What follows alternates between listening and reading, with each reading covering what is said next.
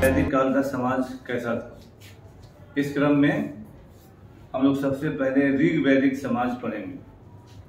ऋग वैदिक समाज पुनः 1500 से 1000 का समय है और इस पीरियड में पशुचारी अर्थव्यवस्था है, पहले ही बता चुके हैं, है ना, और घुमंतु अर्थव्यवस्था है।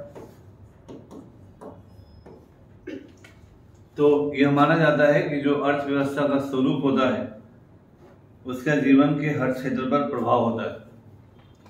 जैसी अर्थव्यवस्था होगी वैसा ही समाज होगा, वैसा ही धर्म होगा और उसी तरह की राजनीति होगी। स्वाभाविक है कि जब घुमंतु अर्थव्यवस्था है और समाज का मतलब होता है कि जब समाज और व्यक्ति के अधिकारों में जो अंतर है, समाज मनुष्य से ही बनता है, व्यक्तियों के समूह को आप समाज बोलते हैं, तो समाज की चलती का मतलब होता है व्यक्ति के चलती का कम होना। जब व्यक्ति सामूहिकता के अधीनस्थ होता है तभी सामाजिक संस्थाओं का महत्व होता है। आपका व्यक्तिगत जब चलती नहीं चल रहा होता है मतलब आप समाज के अधीन काम कर रहे होते हैं, है ना। और जब व्यक्ति की महत्ता ज्यादा होती है तो समाज की महत्ता घट जाती है। तो इसीलिए उसी दृष्टिकोण से हम लोग वैदिक समाज को भी देखेंगे और समाज के निर्माण में फिर से अर्थव्यवस्था का रोल होता है और उस अर्थव्यवस्था में सामूहिकता का क्या योगदान होता है यह भी उसके सामाजिक स्वरूप को प्रभावित करता है। तो लोगों को एक साथ जोड़े रखने का उपाय क्या होता है या यूनिटी बनाए रखने का क्या उपाय होता है, क्योंकि लोग अपनी जरूरतों के हिसाब से लोगों के साथ जुड़कर रहते हैं। अब ऋग्वैदिक काल का जो समाज है वह समाज के लिए पशुधन है। तो पशु को बचाना है, पशु ही धन है, गो ही धन है, पशुधन है। तो पशु को बचाने के लिए वो एक जगह रहते हैं और उसी को हम लोगों ने कल देखा कि इसी को गोत्र बोला जाता है। ऋग्वैदिक काल में कई बार हमने बताया कि गोत्र का मतलब होता है गायों को एकत्र रखने का स्थान, the place where cows were kept और other animals also were kept collectively, सामूहिक तौर पर रखा जाता है ना। तो समाज यूनाइटेड था टू प्रोटेक्ट देयर काउज, तो अपने गायों को बचाने के लिए और दूसरे के गायों को लूटने के लिए, तो एक जगह उनका रहना था।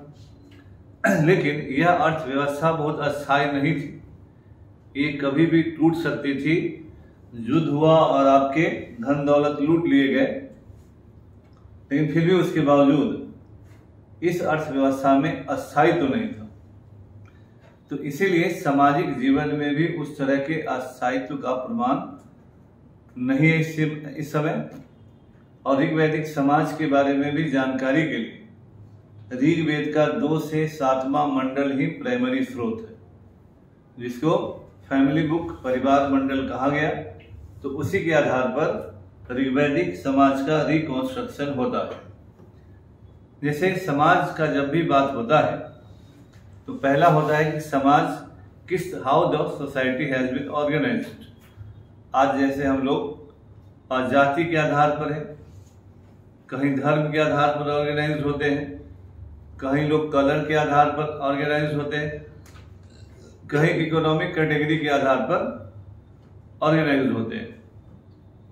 तो ऐसे में ऋग्वैदिक समाज किस तरह से ऑर्गेनाइज था, तो जो भी ऋग्वेद के 2 से 7वें मंडल में प्रमाण मिलता है उसके अनुसार एक तो है कि ऋग्वैदिक लोग इगैलिटेरियन थे, जो कल भी हम बताए, वो एक समानतावादी समाज है, वहाँ बहुत ज्यादा डिस्क्रिमिनेशन नहीं है। फिर भी समाज में कुछ आधारों पर एक श्रेणी क्रम बना हुआ था। पहला जो श्रेणी क्रम था वो धन अर्थात पशुधन है ना। तो जो निर्धारण का आधार था वो धन है, धन का मतलब पशु है।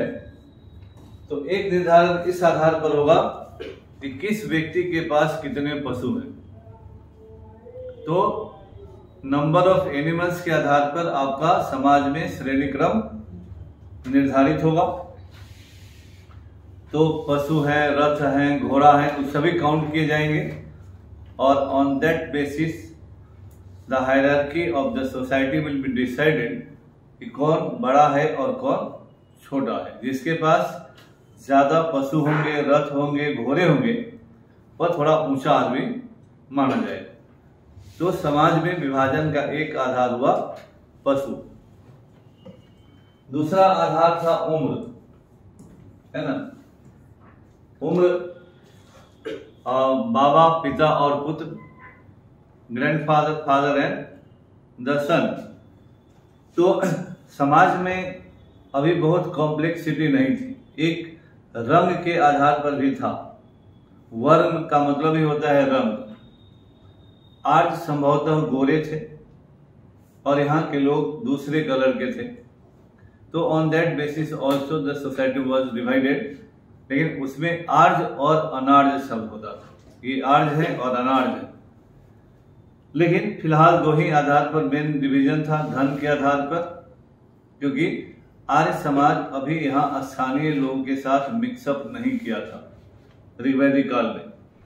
तो धन और उम्र के आधार पर होता था। परिवार पैट्रिलिनियल या पितृसत्तात्मक था। परिवार पितृ सत्तात्मक था, पैट्रिलिनियल था। और परिवार ही समाज का मूल इकाई था। Primary unit of the society was the family. Generally इस समय फैमिली ज्वाइंट फैमिली के रूप में थी। एक परिवार में 3 पीढ़ी के लोग रहते थे। बाबा रहेंगे, पिता रहेंगे और पुत्र रहेंगे। तो परिवार समाज की भी प्राइमरी यूनिट है, समाज अर्थव्यवस्था की भी प्राइमरी यूनिट है और परिवार पॉलिटिकल सिस्टम में भी प्राइमरी यूनिट है। इस समय रिश्तेदारी और नातेदारी के लिए बहुत सारे शब्दों का प्रयोग नहीं है। जब सामाजिक संबंधों का दायरा बहुत सीमित होता है तो परिवार के रिश्तेदारियों के लिए शब्द भी सीमित होते हैं। इस समय माता, पिता, पुत्र, पुत्री, भाई, बहन, ये बहुत ही लिमिटेड शब्द है जो प्रयोग होते हैं। शेष, चचेरा, ममेरा सब के लिए एक ही शब्द है नप्त। जो इमीडिएट रिश्तेदार हैं, जो घर में रहने वाले लोग हैं, उनके लिए शब्द है पिता है, पुत्र है, माता है, पिता है और भाई है, बहन है। लेकिन शेष जितना भी है, भतीजा हो, पोता हो, नाती हो, चचेरा भाई हो, for all those only one word is used, common word, that is नप्त। शेष सभी रिश्तेदारियों के लिए नप्त शब्द का प्रयोग किया गया है ना। इसीलिए सामाजिक संबंधों के शब्दों की कमी इस समय के सामाजिक दायरे की सीमाओं को बदलाते हैं कि अभी समाज बहुत ज्यादा ऑर्गेनाइज्ड नहीं है। सामाजिक संबंधों का दायरा बहुत बड़ा नहीं है, क्योंकि स्वाभाविक है कि पशुचारी समाज आज यहाँ है, कल कहाँ रहेगा, उसका कोई ठिकाना नहीं था। तो सामाजिक संबंध जब बनते हैं तो मेरा चाचा का घर, मेरे मामा का घर, मेरे दादा का घर होना चाहिए कि हाँ नदी के उस पार है, नदी के इस पार है, पहाड़ पर है, पहाड़ के नीचे है। तो जब उनके रहने का ही कोई जगह तय नहीं है तब तो फिर रिश्तेदारियों का भी, संबंधों के दायरे भी तय नहीं थे। कहा गया कि परिवार के मिलने से, बहुत सारे परिवार जो हैं उनके मिलने से विश्व बना, है ना। बहुत सारे परिवार जब मिलते हैं तो विश्व बना। इस समय गांव टाइप का बहुत सारा प्रमाण नहीं है। गांव तभी निर्माण होगा जब अर्थव्यवस्था में स्थायित्व होगा, जब एक जगह हम रुकेंगे। ग्राम कई जगह शब्द का इस्तेमाल है, लेकिन जिस तरह से आज ग्राम का अर्थ है यह ऋग्वैदिक काल में नहीं था, क्योंकि उस समय कृषि अर्थव्यवस्था का मूल आधार नहीं था। विष शब्द का ऋग्वेद के फैमिली बुक में 171 बार जिक्र किया गया है। विष के बाद जन शब्द है ना, विष के मिलने से जन बना। जन इंपॉर्टेंट है क्योंकि इस समय 275 बार जन शब्द का जिक्र है ऋग्वेद, इसलिए जन और विष के संबंध में थोड़ा विवाद है, कुछ इधर उधर की बातें हैं, लेकिन विष के बाद ही जन का नाम होता है। और जब भी लोग एक जगह से दूसरे जगह मूव करते हैं तो जन उनका प्राइमरी यूनिट होता है। जन यानी लोगों के समूह के रूप में they move from one place to other place, इसीलिए उनकी पहचान उस समय जन के रूप में है। तो जन एक इकाई है। अभी जैसा अभी तुरंत जनपद word is not there. If they are moving from one place to other place, उनकी पहचान उनके जन का नाम है। अभी यह भी बतला रहा है कि अस्थाई पहचान अभी नहीं है ना, क्योंकि अभी कृषि का विकास इस पीरियड में नहीं बढ़ा है। इसीलिए जो जनों का नामकरण है वह उनके प्रमुख व्यक्तियों के आधार पर है ना, इंडिविजुअल बेस्ड नाम है। जैसे पंचजना बहुत फेमस है, अनु, द्रह्यु,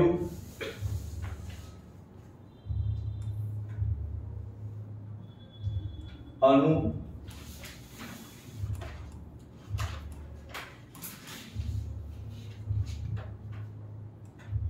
द्रह्यु, यदु, तुर्वस और पुरु।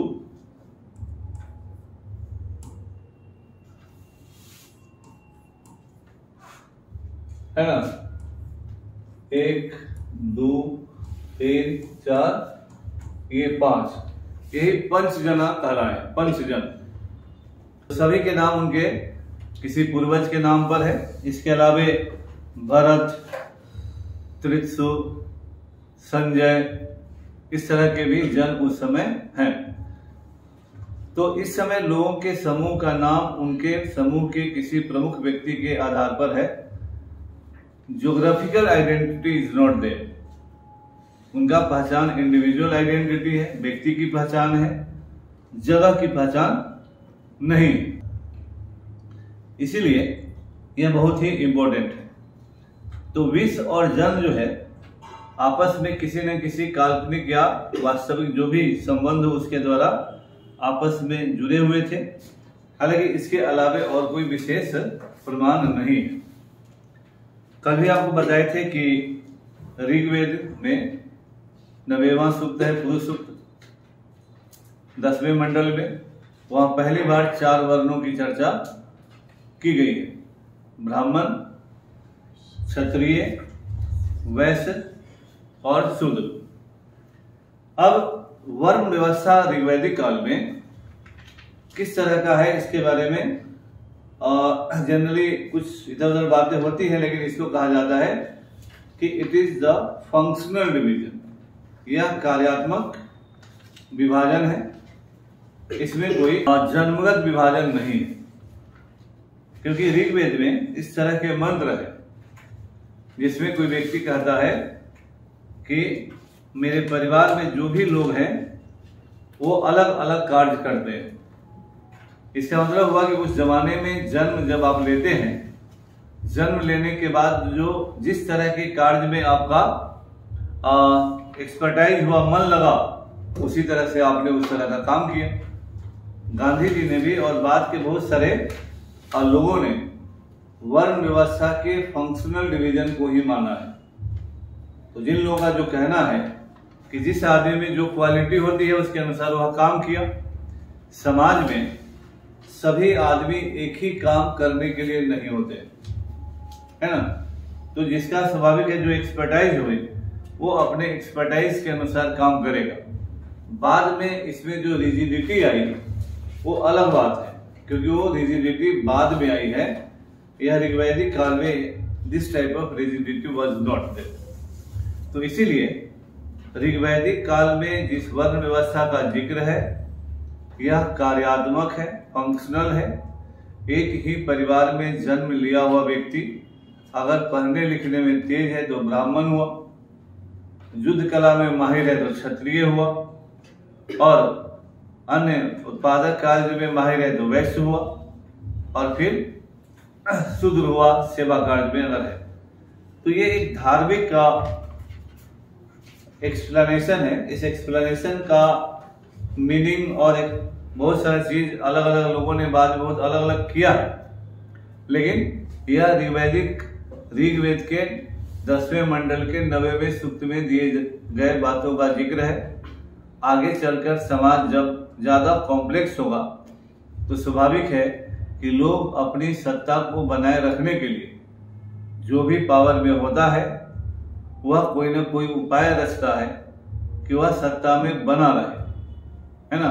तो जिस तरह से आज लोग जातियों का कॉम्बिनेशन करते हैं कि सत्ता में बने रहे, कोई धर्म का कॉम्बिनेशन करता है कि सत्ता में बना रहे, तो उस समय भी जो समाज में रूल कर रहा था वह उस तरह का उपाय करेगा कि ऊपर में जो लोग भी हैं, पावर में जो भी लोग हैं, वो पावर को परपेचुएट करें और शेष लोगों को सबऑर्डिनेट करें, है ना। तो इसमें इधर उधर होना स्वाभाविक होता है। इसीलिए ऐसा माना जाता है कि ऋग्वैदिक काल का वर्ण व्यवस्था फंक्शनल है। हाँ, जरूर है कि उत्तर के वैदिक काल में यह जन्मगत हो जाएगा, on the basis of birth हो जाएगा।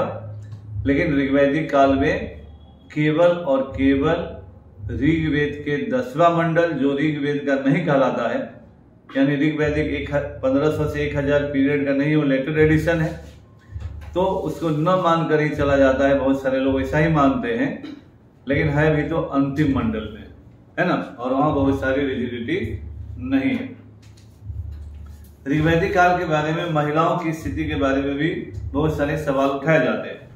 बहुत सारे लोग कहते हैं कि ऋग्वैदिक काल महिलाओं का गोल्डन पीरियड है ना, और इसमें बहुत सारे वाद विवाद होते हैं कि महिलाओं को शिक्षा का अधिकार था, महिलाएं विदुषी और ऋषियां भी हो जाती थी, आध्यात्मिक ज्ञान का भी अर्जन होता था, और बहुत सारी होती है कि हाँ बेटी, उस समय बेटी के पैदा होने पर दुख व्यक्त करने का प्रमाण नहीं है। ये भी बात सही है। तो जो बातें क्या क्या थी उस पीरियड में, पहला नंबर कि women's we are allowed economic participation, आर्थिक क्षेत्र में उनकी भागीदारी थी। कल भी हम लोग ने पढ़ा कि कताई है, बुनाई है, एम्ब्रॉयडरी है, तो सर्टेन इकोनॉमिक फंक्शन दे वर परफॉर्मिंग। तो आर्थिक क्षेत्र में जब आप काम करते हैं, आर्थिक निर्भरता या आर्थिक प्रक्रियाओं में योगदान देते हैं, तो आपका महत्व बना रहता है। जब भी आप डिपेंडेंट होते हैं किसी और पर, आपका महत्व घट जाता है। तो ऋग्वैदिक काल में महिलाओं के और बेटी को दौहित्र कहना, यानी जो पशु प्रक्रिया है उसमें भी गायों को दुहने का काम कर रहे हैं, तो you are contributing economically to the society, then naturally you will have some sort of importance. तो ये रहेगा। दूसरा नंबर की ऋग्वैदिक काल में बाल विवाह का कोई जिक्र नहीं है। बाल विवाह नहीं है तो स्वाभाविक है कि जो कुरीतियां बाद में आई वो इस समय नहीं है। विधवाओं के लिए बुरी स्थिति नहीं है इस समय, है ना। विधवाओं के लिए अगर बच्चे नहीं हैं तो उनके लिए नियोग प्रथा का जिक्र है ना। तो यह दोबारा तो ब्याह नहीं है, लेकिन इसमें कहा गया है कि अगर कोई महिला विधवा हो गई है और उसके कोई बच्चे नहीं हैं, तो वह अपने निकट के रिश्तेदार, अपने जो उसका देवर है या something like that, she can cohabitate with the man till she has 1 or 2 children. लेकिन इसके बाद उस मेल को अपना विवाह करने का अधिकार था, है ना। तो वो सदा के लिए ब्याह करने का प्रोविजन नहीं है। लेकिन जो स्थिति विधवाओं की बाद में हुई वो स्थिति भी यहाँ नहीं है ना। और जैसा हमने कहा कि लड़कियों को, महिलाओं को शिक्षा प्राप्त करने का अधिकार है, और लोगों के जीवन में ब्याह करने का अधिकार बहुत इंपॉर्टेंट होता है। तो ऋग्वैदिक काल में विवाह की जो प्रथा है वो गंधर्व प्रथा है ना, एकमात्र विवाह है गंधर्व विवाह है। गंधर्व विवाह जो है प्रिमिटिव लव मैरिज है। तो ऋग वैदिक काल में आर्यों के सिस्टम में एकमात्र प्रचलित विवाह है गंधर्व विवाह, है ना। अब गंधर्व विवाह और शुरू में जो हमने कहा कि समाज का क्या स्थिति है, ये भी उसको रिफ्लेक्ट करता है। गंधर्व विवाह में दो व्यक्ति फैसला करता है, टू इंडिविजुअल्स डिसाइड कि हमको ब्याह करना है। नेचुरली इसमें there is no role of the society. तो जब समाज की भूमिका आपके ब्याह में ही नहीं है तो मतलब है कि इस समय समाज बहुत मजबूत अवस्था में नहीं था। Individual was not subordinated by the society. तो स्वाभाविक है कि अगर ब्याह करने का अधिकार आपको है, सेल्फ चॉइस का अधिकार है, तो महिलाओं के लिए यह बहुत बड़ा अधिकार था। लेकिन हैविंग सेड दैट, पहला नंबर ये जानना है कि ये समाज नेचुरल समाज है। आपने ये अधिकार या सारे कार्य आपने मन से नहीं दिया। जो व्यवस्था है ऑर्गेनाइज नहीं है, आपको अधिकार रोकने का नहीं है, सिस्टम चल रहा है, तो उस परिस्थिति का फायदा है। You have not given anything, any right और समथिंग लाइक फ्रीडम। उन परिस्थिति जन स्थितियों का लाभ है उनको। कोई जल्दी ब्याह, अभी महिलाओं का वो संकट नहीं है, विधवाओं के लिए वो प्रतिबंध नहीं है, वो शास्त्र नहीं लिखे गए थे अभी। तो वो चीजें नेचुरल उनको मिली हुई है, आपने नहीं दिया, पहला नंबर। दूसरा नंबर, कहीं भी जो अथॉरिटी का स्थान है उनको नहीं है। कोई भी महिला पुरोहित नहीं है, तो they are not religious authority, they are not going to decide in the religious affair. कोई रानी नहीं है, राजा के बदले कोई रानी नहीं हो रही है टू रूल ओवर पीपुल। तो पॉलिटिकल अथॉरिटी नहीं। तो उस समय जो इंपॉर्टेंट चीज था, दोनों अथॉरिटी के प्लेस पे महिला नहीं है। ये जरूर है कि बेटी के जन्म पर दुख व्यक्त करने का जो आज सिस्टम होता है, लोग सिंपैथी देने के, अच्छा बेटी हो गई तो लोग कहते हैं कि ठीक है कोई बात नहीं, लक्ष्मी आई है, आपको सांत्वना देते हैं। बेटा हो जाता है मिठाई खिलाओ, पार्टी दो, भले बेटा लतियाता था, लेकिन बेटी होने पर उसी समय, लेकिन ऋग्वेद में बेटी होने पर दुख का माहौल नहीं है। तो लेकिन उसके बावजूद कहीं राजा महिला नहीं है, कहीं पुरोहित महिला नहीं है। इसलिए जो अथॉरिटी का स्थान जब मिला तो उन्होंने ले लिया, और उत्तर वैदिक काल में तो सबऑर्डिनेट ही कर दिया, जब गंधर्व विवाह ही पूरी तरह से मना हो जाए, है ना। तो इसीलिए ऋग्वैदिक काल में जो समाज का स्वरूप है बहुत सिंपल है, क्योंकि इस समय समाज में बहुत कॉम्प्लेक्सिटी नहीं आई है। और ये कॉम्प्लेक्सिटी जब तभी आता है जब एक स्थान विशेष पर लंबे समय के लिए रहने की परिस्थितियां उत्पन्न हो, तो सामाजिक संबंधों का निर्धारण जरूरी होता है। लेकिन ऋग्वैदिक काल में घुमंतु हैं, पशुचारी हैं, they are moving from one place to other place, तो कोई भी सोशल नॉर्म बनेगा भी। और आज पटना में हम हैं, हमारे पर कोई नियम लागू किए और कहे हमने उल्लंघन किया कि आपको सजा देंगे, कल पता चले कि रात में यहाँ से उठ के चल गए बख्तियारपुर, है ना। तो चूंकि हमारा यहाँ कोई अस्थायी न घर है न हमारा संपत्ति है, तो यहाँ रहने का कोई जरूरत भी हमको नहीं है। तो इसीलिए नॉर्म्स या रूल्स कुछ भी तभी प्रभावी होंगे जब निवास स्थान प्रभावी हो।